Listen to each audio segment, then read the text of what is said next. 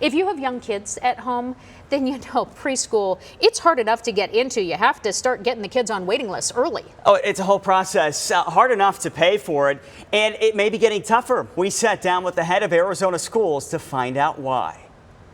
I think it's devastating. Superintendent of Public Instruction Kathy Hoffman is opening up about a new hurdle that the state and ultimately parents will need to clear when it comes to our state's youngest students, preschoolers. We do not currently have any state funding for preschool. State officials recently found out Arizona would no longer receive a highly competitive grant from the U.S. Department of Education worth $100 million over 5 years, and that cost could ultimately trickle down to parents. When I go out to visit preschools, they've often told me we have a wait list of 30 or 50 kids on the wait list.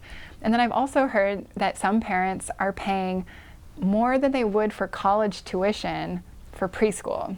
But Hoffman, who's a former preschool teacher herself, says she's worried the impact goes beyond the cost. I would expect if we don't see that funding come in, we will see less classrooms available, meaning so like less seats available for kids at all, like not even that it's more expensive, just flat out you're on the wait list or we don't have room for you, or even shutting down programs altogether. We could be closing the doors on some preschool programs.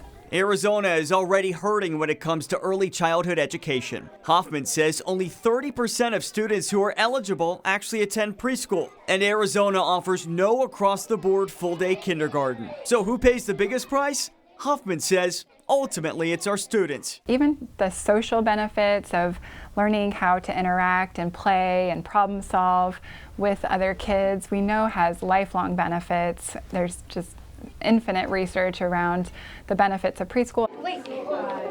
Now, Hoffman does point out there are programs like First Things First and Head Start that help with preschools.